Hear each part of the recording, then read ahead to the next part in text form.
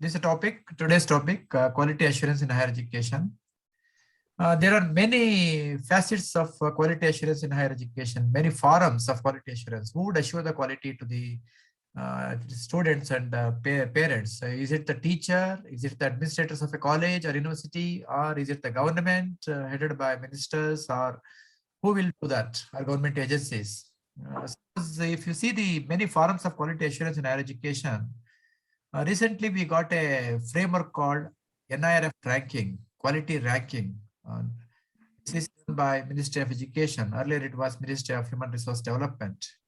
And again, Ministry of Education has a report on quality surveys of different higher education institutions in our country. We have got All India Higher Education Survey report is available. IS 9000 certification is available at the international level. Quality accreditation by NAC assessment and accreditation is available.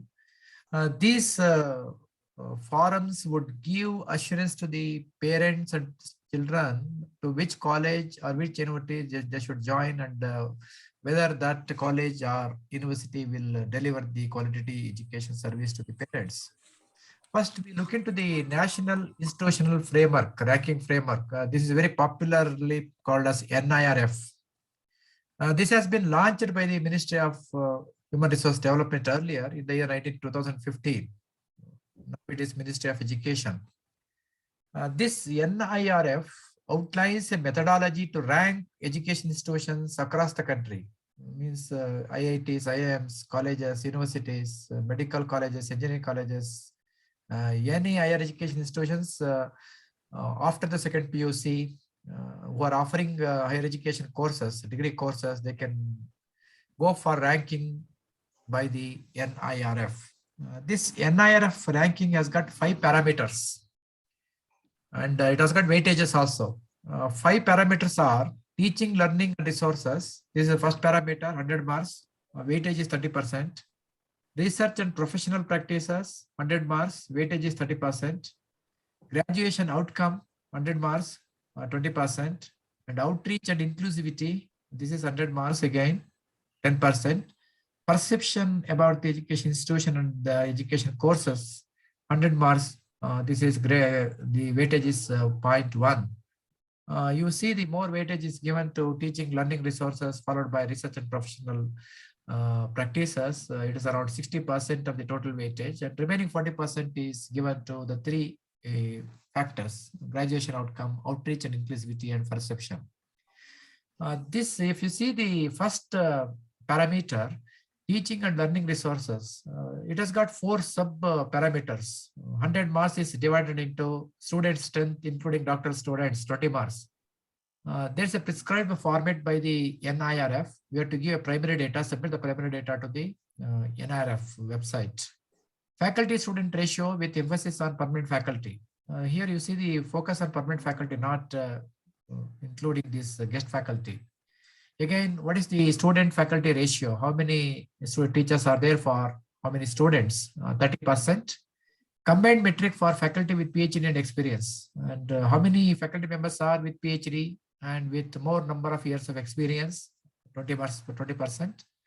Total budget and its utilization. What is the budget allotted to the research, teaching, research, conducting seminars, etc.? That is 30%. This is first parameter, teaching and learning resources. Second parameter in the NIRF is research and professional practices. Means higher education always we focus on research and also consultancy. Combined metric for publications. Here publications means most of the publications should be peer-reviewed international journals, maybe Web of Science like this, 30%. Combined metric for quality of publications. This is the number of publications and also the quality of publications, Scopus Index, Web of Science, etc. 40% means if the publication is of a reputed journal, the marks would be more, the weightage would be more.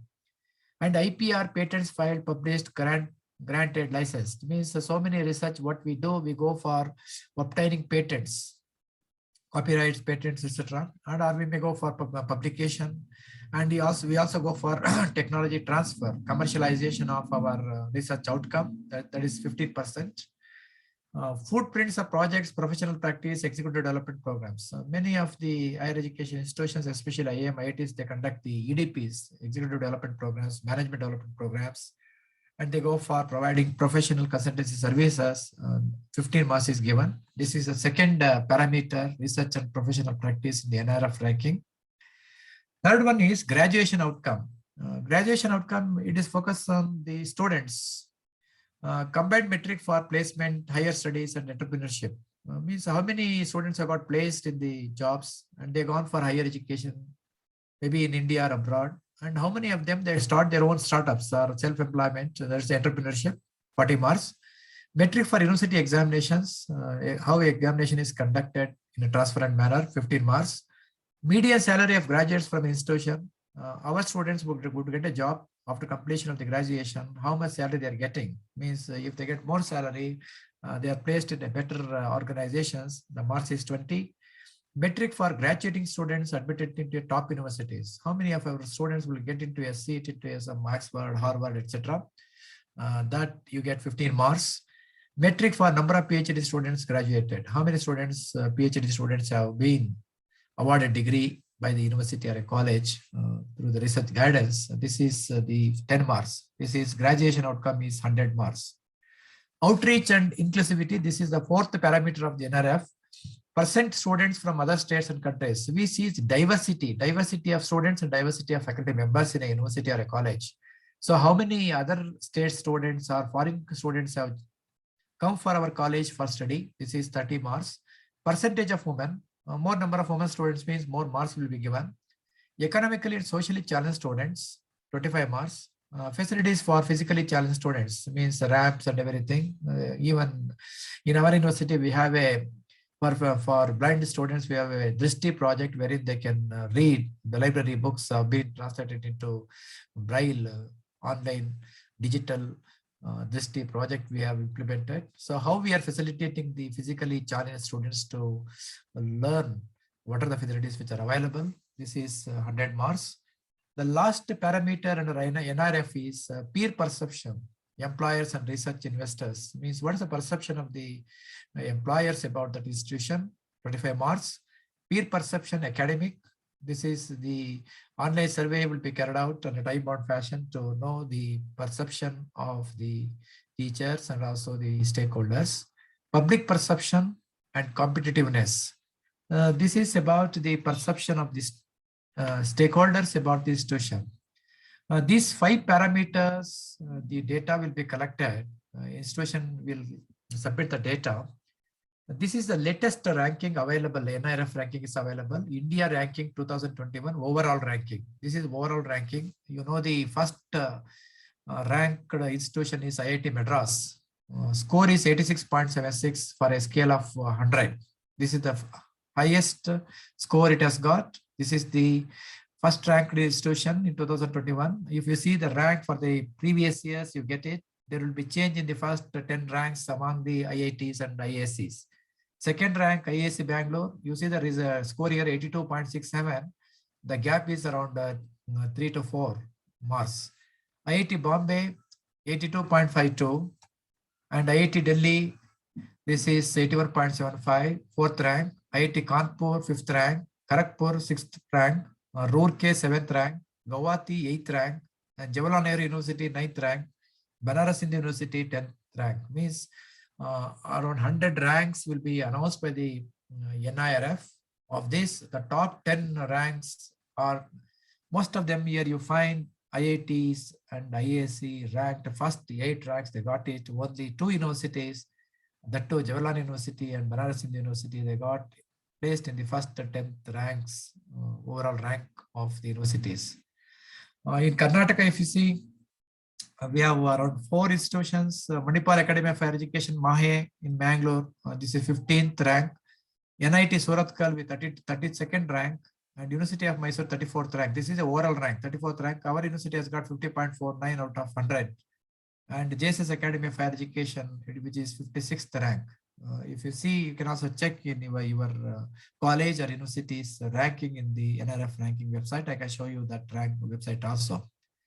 And if you see, the separate ranking is given to universities. That is what I have seen earlier is an overall ranking.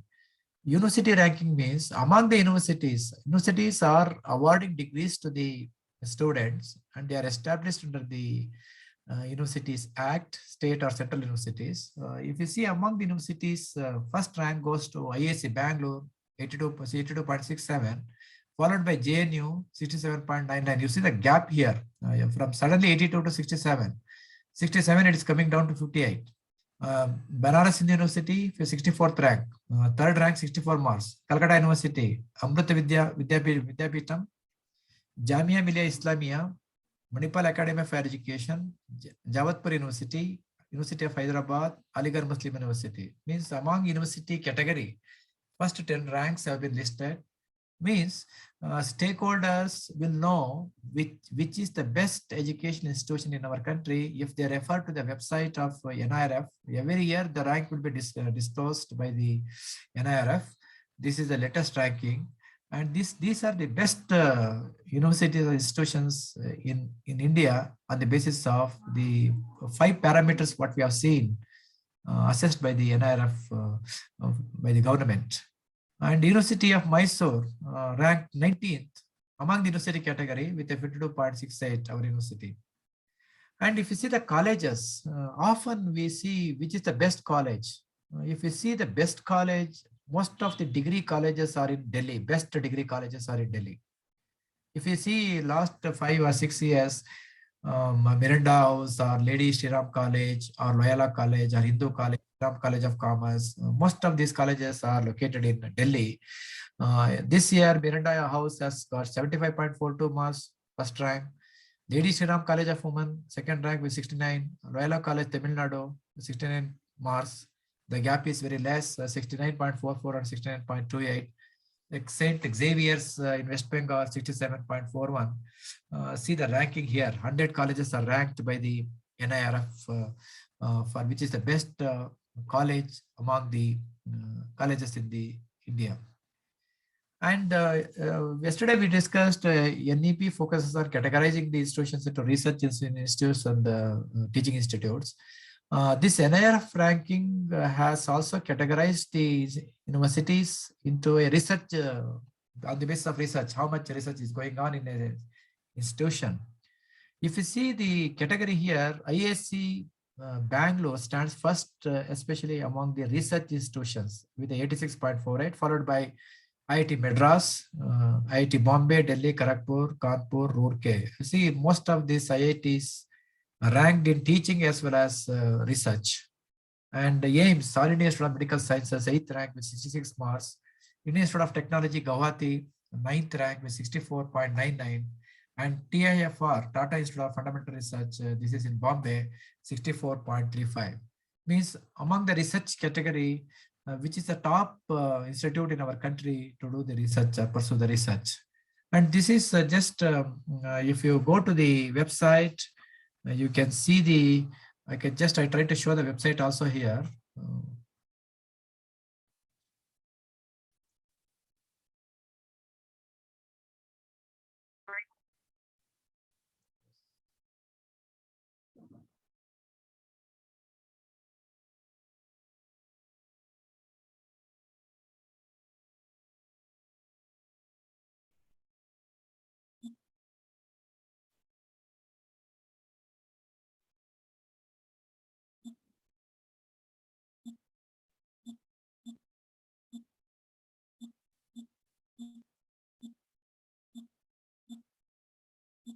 This is the website, you're seeing the website. This is National Institutional Ranking Framework website. This is India Rankings 2021, latest ranking released. If you see here, overall ranking, university ranking, engineering colleges, management colleges, pharmacy colleges, and these are general colleges, medical colleges, law colleges, architecture, dental, and research. Suppose if you click here, overall ranking institutions, you get a list here. Just I have shown you the PPT I have drawn from this one. Indian Institute of Madras ranks first, 86.76. You get 100 institutions ranked, overall ranking, showing 1, out totally 100 ranks, you get it.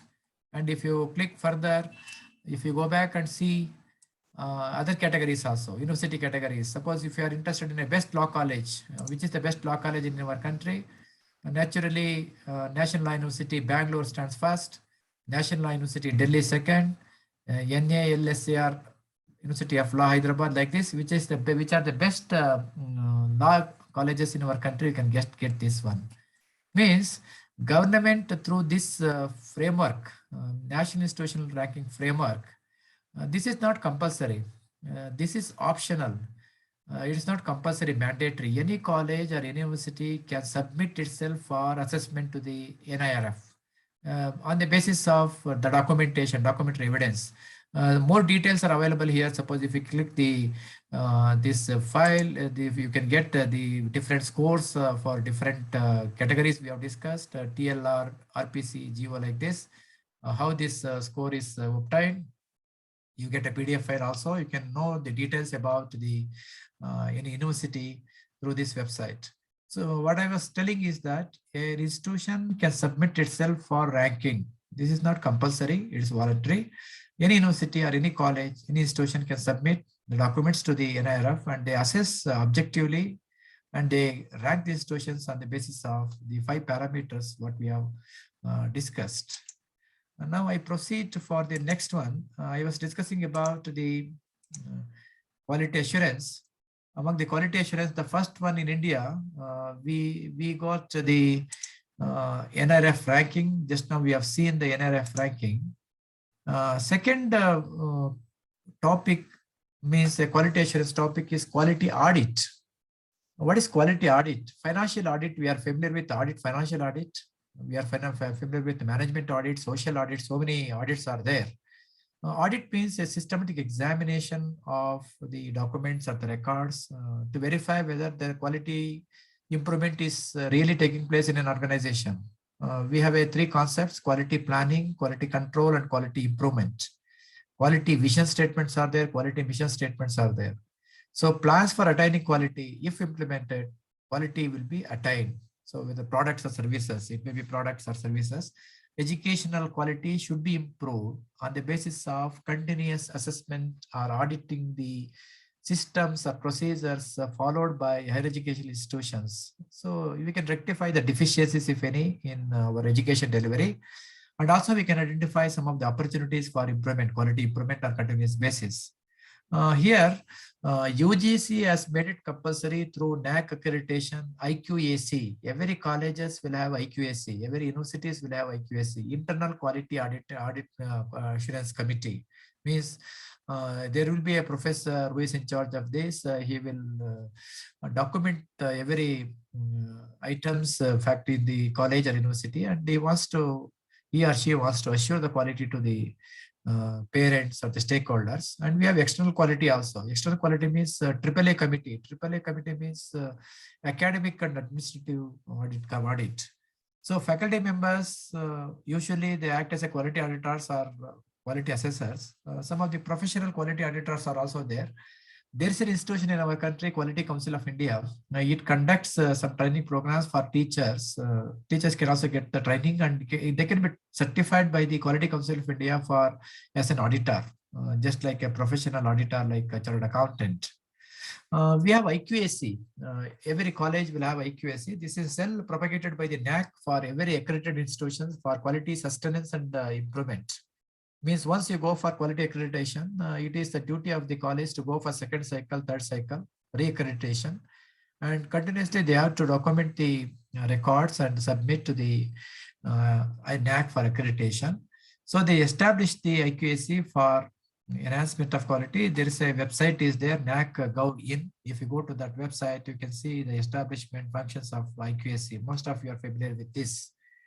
And every accredited institutions will submit a quality assurance report, AQAR, on yearly basis. It will be submitted online to the NAC. NAC will assess it. Once in 5 years, they go for re-accreditation of the college or the university. Every universities and colleges, they conduct academic and administrative audit. This is an audit purely conducted for examination or verification of academic activities, academic programs, academic improvements. Any improvements are there, any programs are launched, and what is the quality of that, and what's the perception of the students and teachers about this. They collect the questionnaires and they interview the teachers, etc. They submit a report. Usually, AAA committee report, they focus on the availability of the faculty, deficiency in infrastructure, shortage of any funds for academic activities, and what is the ratio of students and faculty, how the institution is collaborating with the industry or society. They give some recommendations. These recommendations will be implemented. Usually they verify the facts, they discover the causes, and they go for giving some suggestions to corrective and improvement steps to the university vice chancellor or registrar or the principal. If they implement it for the next accreditation, it would help the college or university to get the good results. This is about quality audit. Now we will discuss again something about NAC also, which is related to the quality audit. Next, we go to the quality surveys.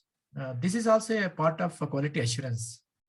Quality audits are not sufficient to provide full quality assurance to different stakeholders, because sometimes it is concerned with what is the relative standing in the marketplace. Means it is something IQS is internally we conduct it, and external auditors will come and they will assess and they give the certification. So we have a quality surveys. Quality surveys means a broad-based survey has been conducted by the government of India to know how the status of education, higher education in our country, and what policy should be framed, and how to improve the quality of our higher education institutions. This is a survey we conduct. Very popular surveys every year. Government of India is conducting All India Survey on Higher Education, AISHE. This will portray the status of higher education in our country. The Ministry of Education is responsible for conducting this. This is a web-based survey. Through the website, a college or a university can register and they can submit it. This is again voluntary. This is not compulsory. But since it has been conducted by the Government of India, Ministry of Education, it is a duty of every college and university to submit itself for AISH, means the Higher Education Survey.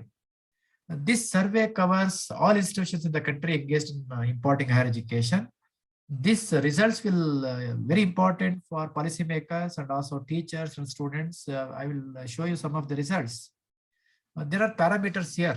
If you see the parameters of NAC, parameters of NIRF, parameters of AISH, there are different parameters are used. AISH parameters will focus on teachers, student enrollment, programs offered, examination results, education finance, infrastructure, institution density, how many colleges are there per square kilometer, gross enrollment ratio, student teacher ratio, per student expenditure. Yeah. These are all the parameters of All India Survey of Higher Education. We discuss some results. This is the latest result is available is 2019-20, 2021 result yet to come. If you see the website, AISHE.gov.in, this website gives you the reports, survey reports of previous years. Please switch off your audio, Rudramani. Okay. Rudramani sir. Yeah. Please switch off your audio. The responsibility of the accuracy of the data means this is a survey. Survey is conducted by the government through the website, web-based survey. Each and every college and university they have a nodal officers. Nodal officers have been appointed. Some of the colleges may appoint the IQAC coordinator as a nodal officer, but university is a big, there will be a separate nodal officers. Usually they are drawn from statistics and mathematics department, because data, it involves a lot of data, collection of data and submission of data. These nodal officers will submit the data to Planning, Monitoring and Statistics Bureau of All India Institute of Higher Education. They compile it and they upload the data. If you see the results of 2019-20 results, if you ask a question, how many universities are there in India? As per this survey, means this 1043 universities have responded to this survey. 42,343 colleges have responded. 11,779 standalone institutions listed in the AISH web portal. This is a registration. Registration is voluntary. It's not compulsory, mandatory. Therefore, if you see the previous survey results, number of institutions are increasing every year. Last year, it was less than 1,000 universities. Now it has gone up to 1,043 universities. Totally 1,043 universities registered. Out of them, 1,019 universities out of 42,343 colleges, 39,955 colleges, 11,779 standalone institutions. So there are 9,500 institutions have responded during the survey. Means even though some of the colleges and universities have registered, they have not responded. The response rate is very, very high. We are all researchers. We do research. We distribute the questionnaire. But here you see as the government is conducting, the response rate is very high. Out of 1,043 universities, 1,019 universities have replied. Among 1,019 universities, 307 universities have affiliated colleges. There are colleges with affiliated universities with affiliated colleges, without affiliated colleges. We call it as unitary universities. 396 universities are privately managed. Remaining are state-owned universities. 420 universities are located in the rural area. 17 universities are exclusively for women. Look at the distribution of the universities, 1,019 universities, how they are scattered into affiliated colleges, non-affiliated universities, privately managed, state managed, and also rural areas. You see, if you find more number of universities in rural areas, perhaps even though a city university is located, because of the availability of the land, usually universities are located in rural places because we have to buy the land and construct the building. This is not possible inside the city. 420 universities are located in rural areas. Among these, one central open university, maybe IGNOU, 14 state open universities. Most of the state open universities are more or located in Tamil Nadu. One state open private university is also there. A private university is also offering a distance education. And there are 110 universities with a dual mode. Dual mode means regular teaching plus open universities or distance courses they are also running. This is the structure of the 1,019 universities, how they are structured. Among 39,955 colleges, you can get the interesting figures here. There are 522 general, 177 technical, 63 agriculture and allied, 66 medical, 23 law universities, 12 Sanskrit universities, 11 language universities. Rest of them are belong to other categories. Means you see, university means it should offer all courses. But in India, what we are seeing the emergence of a discipline-centric universities, technical university, agriculture university, law university, commerce university, like this. For each discipline, there may be a university. That trend is coming here. The top 8 states in terms of highest number of colleges in India are UP, Maharashtra, Karnataka. Means you see number of colleges, highest number of colleges found in UP, Maharashtra, Karnataka, Rajasthan, Andhra Pradesh, Tamil Nadu, Gujarat, and Madhya Pradesh. We can also see the density of colleges and students also later. Bangalore urban district tops in terms of number of colleges with 1,019 colleges. This is the population of colleges is very high in Bangalore urban district, 1,009 colleges, followed by Jaipur district has got 606 colleges. Means a district will having more than 500 colleges. So 2 districts you find. Top 50 districts have about 32% of the colleges. Means if you see here, if there are more than 500 districts are there in India, all districts, colleges are not evenly distributed. Colleges are concentrated in urban and semi-urban districts. This is the trend. Rural pockets, I think the number of colleges are even now less. College density, number of colleges per square kilometer of eligible population. Eligible population means here 18 to 23 years. This is the 18 years is the student will pass the second PUC and join for first degree, and he can go up to PG. Therefore, 18 to 23 years is the population age for higher education. If you see the college density, number of colleges per lakh eligible population varies from 7 in Bihar. Number of colleges are very less in Bihar density if you take. Highest in Karnataka, 59 colleges per square kilometer compared with all India average of 30. It means 30 colleges are there per square lakh eligible population. But Karnataka is the highest, 59 colleges, and Tamil Nadu, Bihar is 7. In other states will have a range of 7 to 59. This is college density. And if you see the structure of the colleges, 60% of the colleges are located in rural area, means around 40% are in cities. 10.75% of the colleges are exclusively for women, means purely offering courses to the girl students. Women colleges, only 10% are there. Remaining 90% of the colleges are offering co-education. 35% of the colleges run postgraduate programs, means around 65% are offering only undergraduate colleges. Now the degree colleges are permitted to offer PG courses and also doctoral programs. 2.7% of the colleges offer PhD programs, means only few colleges, undergraduate colleges offering degree course, PG courses and also PhD programs. 78% of the colleges are privately managed, 65% are private unaided, 13% are private aided. You look into the aid given by the government, only to the 13.4%.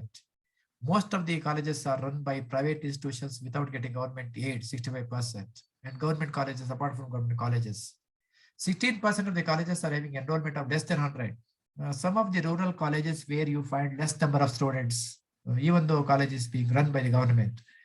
And 4% of the colleges have enrollment of more than 3,000 students. Some of the colleges which are located in the cities, number of students, commerce or arts or science, they are exceeding 3,000, 5,000 students. This is the distribution of the students among the different colleges.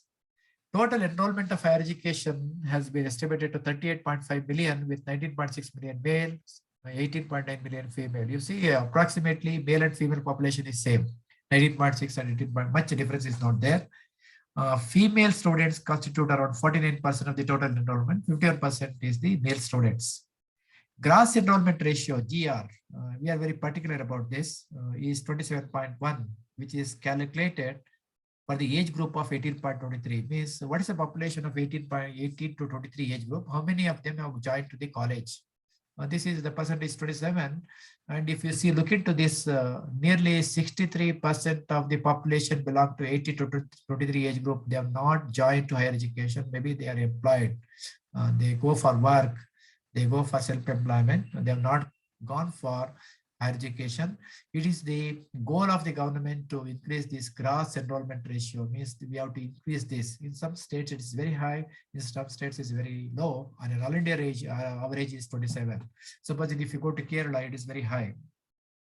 The distance education constitutes about 11% of the total enrollment in higher education, of which 45% are female students. Most of those who are working, those who cannot come to regular courses, they can go for distance education. This number is also percentages is around 11% of the total enrollment. Means around 89% of the students have preferred to go for regular mode of learning than distance education.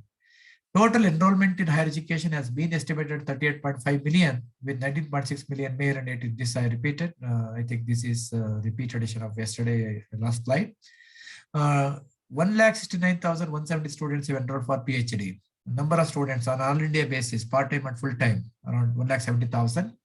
At PhD level, maximum students enrolled in science stream followed by engineering and technology. Means science, they get fellowship and also they can finish their degree within 2 years or 2 years or 3 years.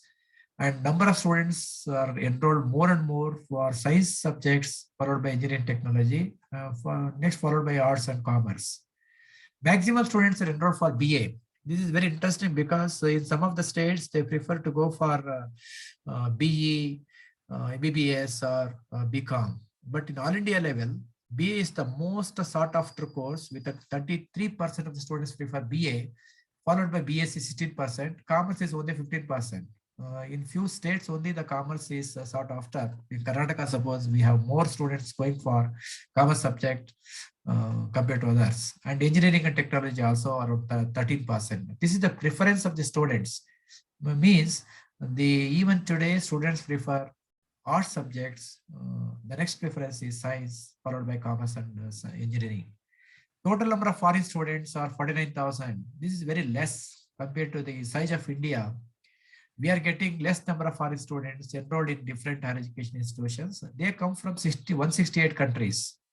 168 countries, if you see, students are not coming from USA, UK. Students are coming from some of these smaller countries. You see, Nepal, 28% students are coming to India, Nepal, a border state. Afghanistan, 9%. Bangladesh, 5%. Bhutan, 4%. Sudan, 3.6%. Some of the smaller countries means underdeveloped or Afghan countries, African countries, students are coming here.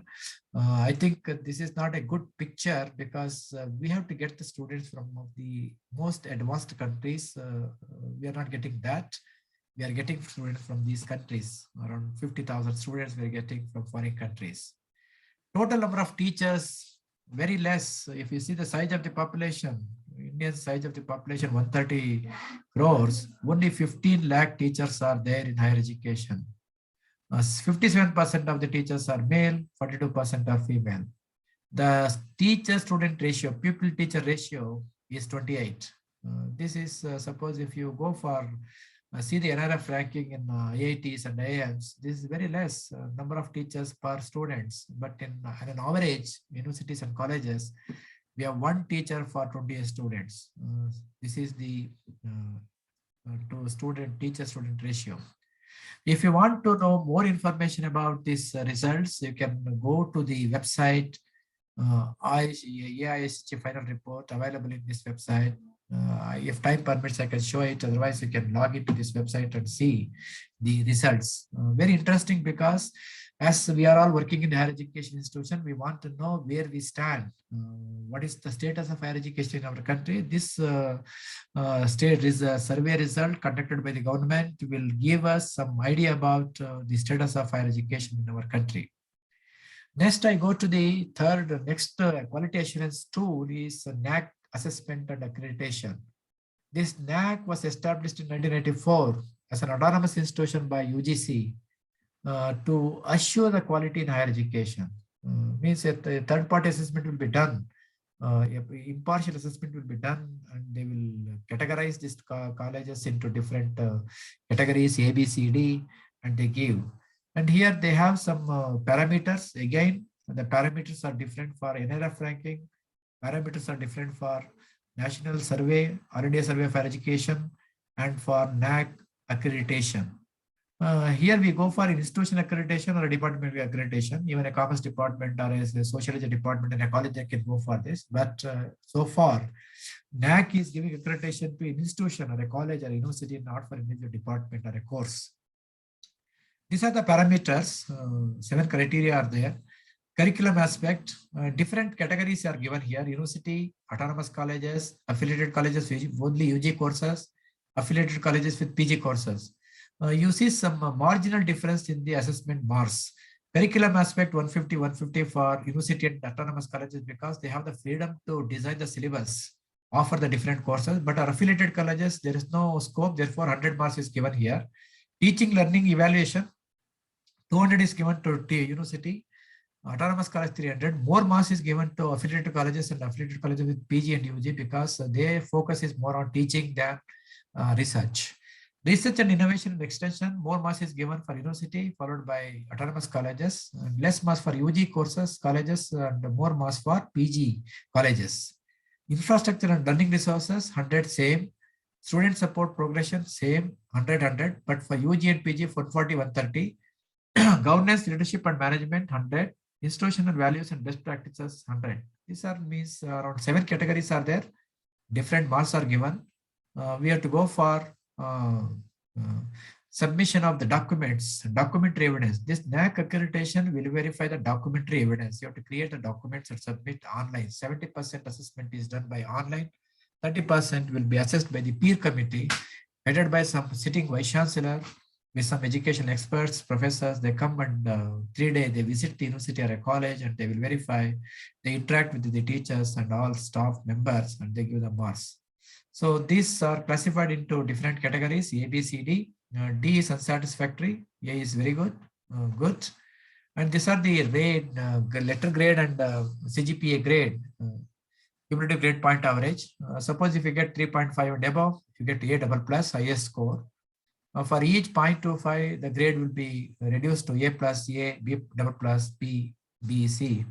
And if it is less than 1.5, that institution is not accredited, means only C is the last category followed by B.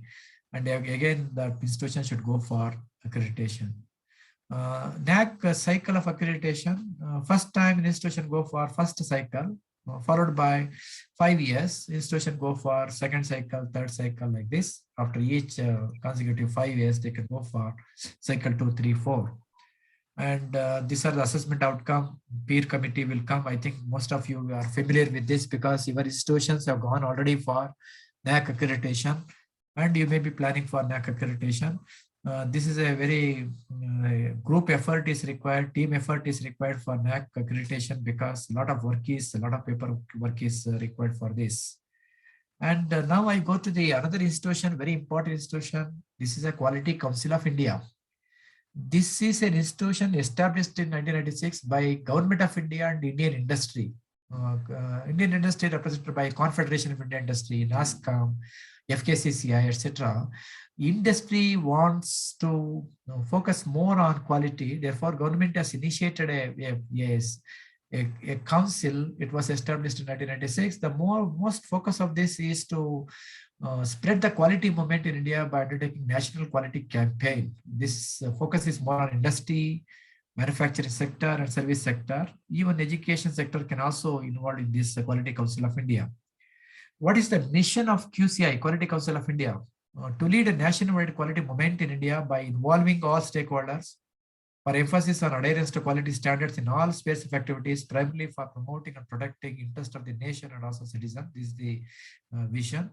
And there are several bodies are there in Quality Council of India, NABCB, Environmental Management System, Energy Management System, Education Management System, these are there.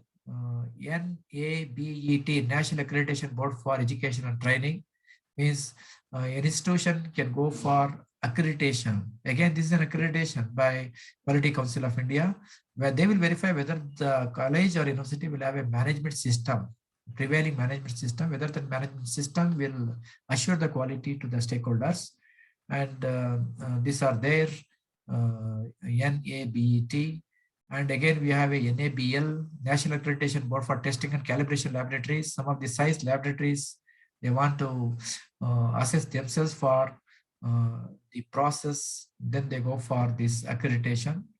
And we have National Board for Quality Promotion, NBQP. These are all comes under Quality Council of India. I go to the international level quickly. At the international level, there is an organization called ISO. ISO stands for International Organization for Standardization. This is an independent, non-governmental international organization with a membership of 165 countries, national standard bodies. This head office is in Geneva, Switzerland. ISO 9000 certification is a very popular certification. Again, this is a certification issued by international body, just like NAC accreditation, which is meant for colleges. This can be obtained by any manufacturing company or service or government or departments or universities or colleges. Anyway, anyone can go for ISO 9000 certification.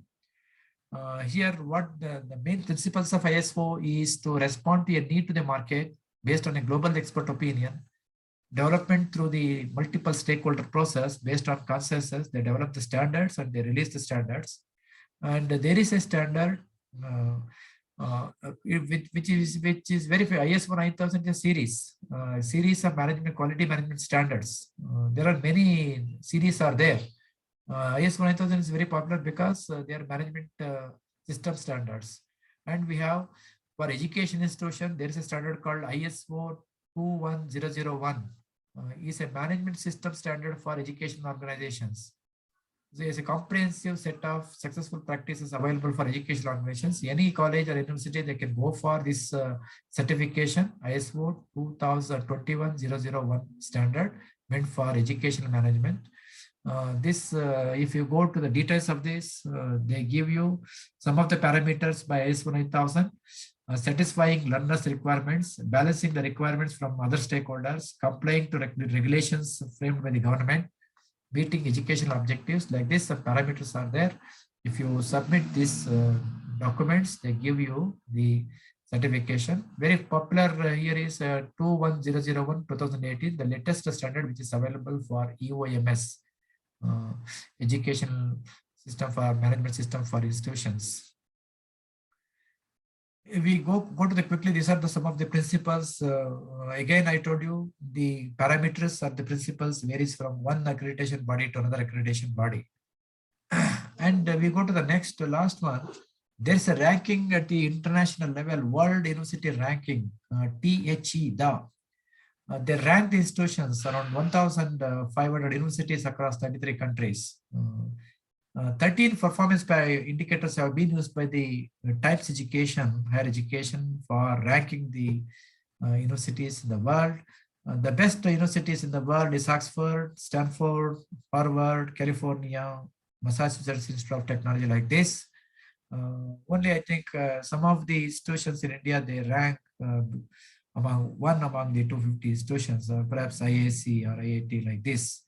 There are very interesting facts about the University of Oxford.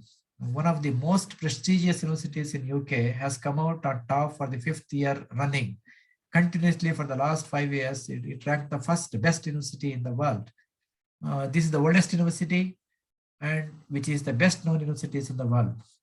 If you see some of the features of this university, Oxford University, there are more than 20,000 students at Oxford with equal number of graduates and postgraduates. About 95% of the Oxford students are either employed or pursue post-graduation within 6 months of completing their studies. Suppose if you get a seat in Oxford and complete a degree, job is assured for you. Either you get a job placement or you can get a higher education course. Means 95% of the students will get a job or they may go for higher education. And admission is extremely competitive. Means you have to compete at the international level to get a seat in Oxford. It employs staff from 100 countries, teachers from different countries. They do not belong to one place. What we are seeing in some universities in India, heterogeneity is not there. Homogeneity means a professor, a student, his student will be appointed as a faculty member. The same team will be there in a university where you don't find innovation or diversity in teaching practices. Oxford encourages the diversity. Faculties are coming from 100 countries, and foreign citizens make up to 40% of the student and academic body. Means around 60% belong to that country, remaining 40 are from other states, countries. Stanford University, this is another important university, has produced many entrepreneurs and startups. You see, many young entrepreneurs are there. For example, Facebook entrepreneur, I think. They are all from some of the best universities in the world, in America. It is partly responsible for development of Silicon Valley, Stanford University. Most of the startups are there in that place. 17 Nobel laureates are affiliated with this Stanford University. There are 7,000 graduates, 9,000 postgraduates with 7.4 student ratio. In our India, we have seen 27 is the student faculty ratio. Student to faculty ratios, for every 7 students, there are 4 teachers are there. You see the ratio. Research at Stanford has a grant of 1.22 billion budget. More than 5,000 research projects are extremely funded. Means most of them, they get the funds from the alumni. This is my presentation about the quality assurance. Now the time is 2:55. I stop my presentation and I open for discussion. You please ask questions. My objective is to highlight some of the institutions, framework which are available in India and outside India for ranking the institutions, so that this is a very competitive field. We should compete as a college or as a university to place ourselves in a higher ranking. You please ask some of the questions if you want.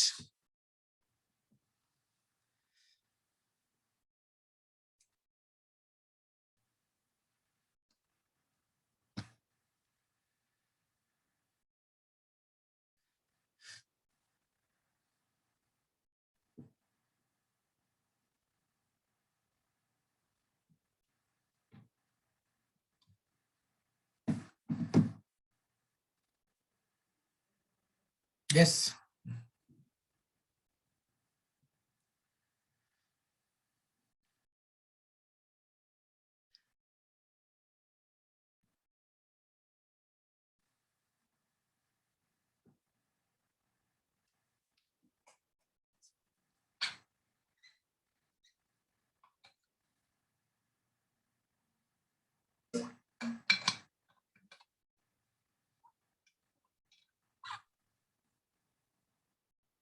Hello. Yeah, please. Hello. Yes. Sir, can you please tell me but there is any distance course in Oxford University or other university from Indian students or other countries? Yeah, please repeat it. It's sound. I think you have to increase your please sound. Sir, my question is that there is any distance course in Oxford University or other universities Distance education course. for Distance education Indian course. students? I don't Yes, think. sir. Yes. I don't think distance education course they are not offered. Usually, I think in most of the Western universities, I think they encourage the regular courses. Means you have to go there and getting a seat and studying there is a privilege. May not be available. Otherwise, would have gone for getting a degree in Oxford through the online or distance mode.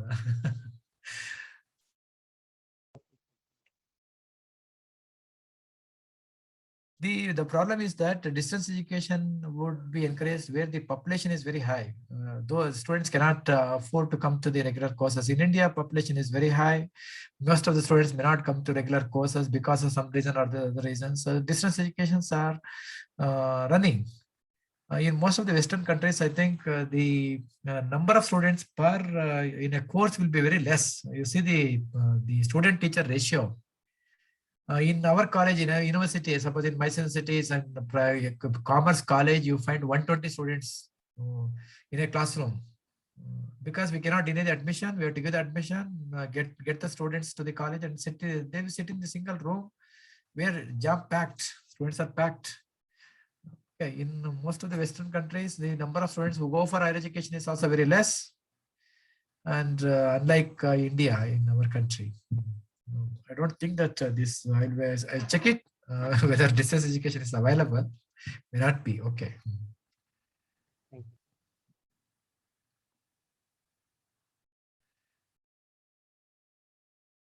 So what to see as a teacher, competition has come to the higher education. Ranking has come. Ranking means where do we place ourselves? There's a stress.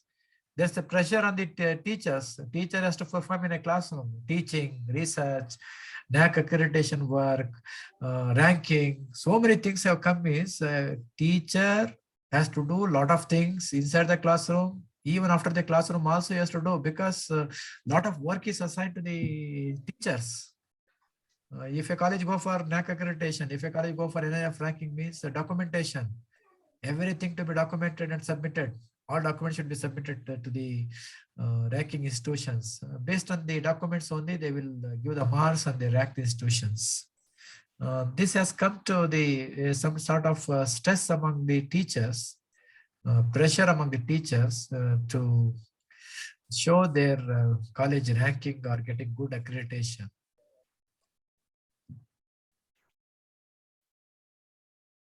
Hello, sir. Yeah. I have query, but I don't know whether this is a good platform to ask that query. Okay. So to get desired level of quality, some colleges pay some amount to the NACPIR team. Okay. So we heard somewhere. So how can we believe in that type of assessment, sir? No, you see, I said earlier only subjective assessment was there. Now it is 70% is online assessment through documentary evidence. When you say that only 30% is with the peer team. Again, peer team means is a composition of several people, not one person. If one person is there, you can do like this. But sitting vice chancellor draw from different spheres, I don't think this will work, because 70% is done online. 30% is only physical visit. How this will work, I don't know. It's very rare to accept this one. Bribing and getting it's very rare, I think. You can please him. Please him means through hospitality. You can give some gift. All these things are there. But giving money and getting accreditation, it's not possible, I think, because of 70% weightage given to online documentation. Even if you get 30 out of 30, if you get 70% you have to score, otherwise your grade will come down. This is my view. My view. Objectivity has come into NAC accreditation now. Subjective part is very less. Yes, sir. Of this, your question. Huh? Thank you, sir. Thank you. Thank you. But multiple, my concern is that why multiple agencies are there? NRF ranking is there. Once you get NRF ranking, what is the need for NAC accreditation? This is my question. Already you are accredited, NAC accreditation is also there, NIF ranking is also there. Why we need these two? Suppose if you get the first 50 ranks in NRF or 100 ranks, you will be exempted from NAC accreditation. This is my view. Suppose University of Mysore consistently has scored highest rank in NRF ranking. Why it has gone for NAC accreditation? We got A. This time, last month we got A only. We are disappointed because we were A+. Now we reduced to A. And in NRF ranking, we got to 19, university ranking. So this multiple ranking should be removed. Multiple assessment should be removed. There can be only one assessment category, criteria. University should be exempt if they come within 100 ranks in NRF. This is my view. I don't know what the government will do later.